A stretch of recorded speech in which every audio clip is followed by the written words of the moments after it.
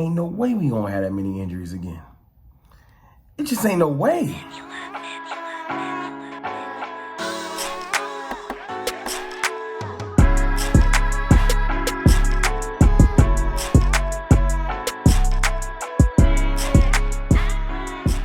What's good, people? It's your boy, Mr. Rome. Cowboys fan talk, right back like I never left. What's going on with y'all, man?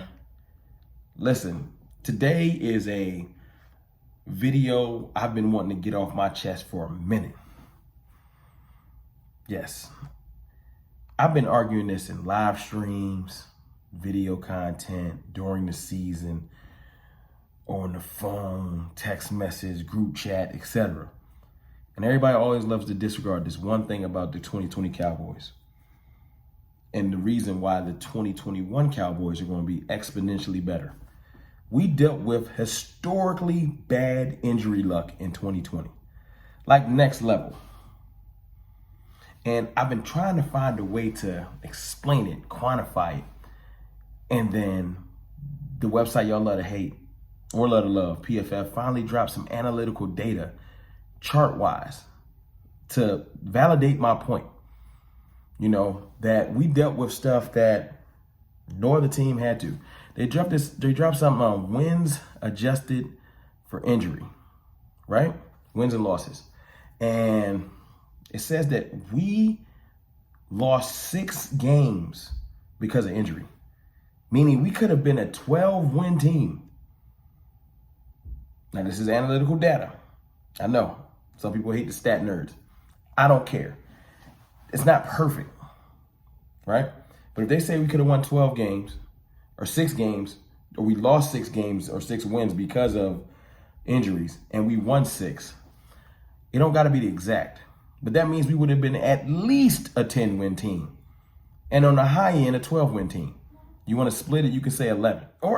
So either way you look at it, we lost mad wins. It hampered our team. And teams that have had mad injuries like this over the last couple of years, they understand where we're coming from. You know, it's just funny to me how people just disregard stuff when it happens to the Cowboys. Like when I listen to TV and the different shows and other content creators about why Dallas is going to be trash, it's like they never bring up what we went through injury-wise. Now, they'll bring up the trash defense and won't add context and talk about the players that were missing. They'll bring up how we can't move the ball in certain plays and act like weren't missing our tackles and our starting quarterback. Like, they won't even bring it up. I saw a meme the other day. Washington Twitter dude made a video about Dak getting destroyed by Chase Young last year. And Dak was hurt for both Washington games. It's like people just mentally blocked it out. Like, nah, Dallas was fully healthy. They just was trash. No. We lost 6 wins, according to the data, because of all the injuries we sustained.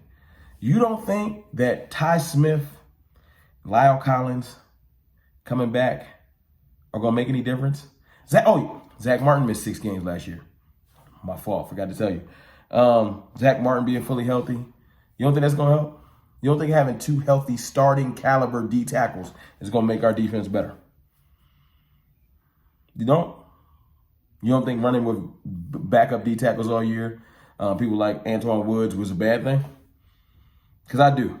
You don't think having my starting tight end back, who's more explosive than Schultz? Shout out to Schultz, he had a good year. I'm just saying, he's not necessarily explosive. He's just sure-handed. You don't think that's going to help? You don't think having our starting quarterback back under center after running through, 4 different starters last year? You don't think that's going to help? We just going to win 6 games. All these people come back healthy that are leaps and bounds above the players that were playing last year. We're going to just be the same team. Watch, just because your hate won't allow you to say, you know what? They're just going to be better. Like, I know people dig down deep and just refuse to give it up. But, like, look at this chart. Look at it. It's wins above replacement, adjusted to injuries. Look at San Fran and look at Dallas. It's not even close. It's not even close. Now I see some teams that complain. I see the Eagles there on the outer edge trying to, but look how far back you are. And if you can't understand the chart, screenshot it and, take some notes, write it down. I don't know. Can't explain it to you. It ain't that difficult to understand.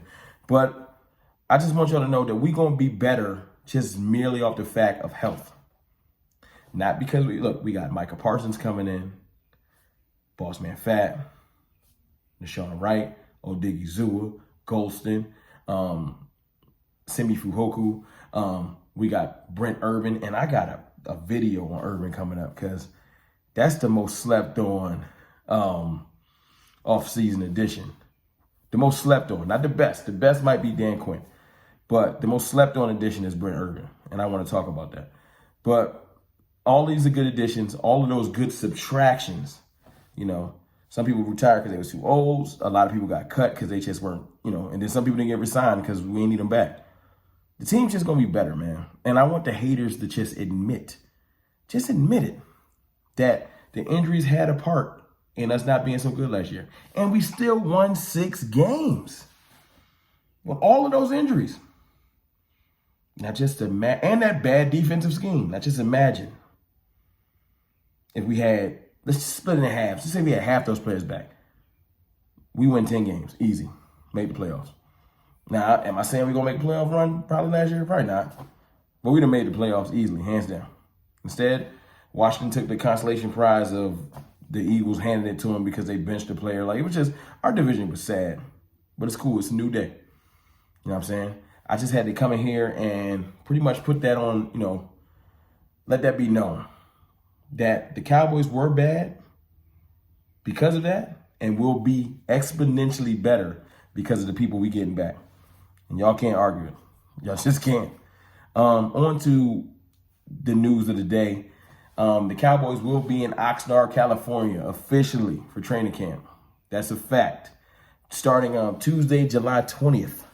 The charter should arrive in Oxnard. And this is a list that I saw floating around the internet. Everybody got this, so you know what I'm saying? It's not, I didn't put it together. I'm not an insider. I'm just pretty much letting y'all know the information that I found out if you ain't already know it. We're going to have a couple of joint practices with the Rams. And then that's going to be leading into the Hall of Fame game versus Pittsburgh. And then the rest of the preseason schedule. And you know what I have to say about this, man? Because I know some people are saying it don't matter why you're reporting on Oxnard. Listen, I like that we're getting back to some normalcy.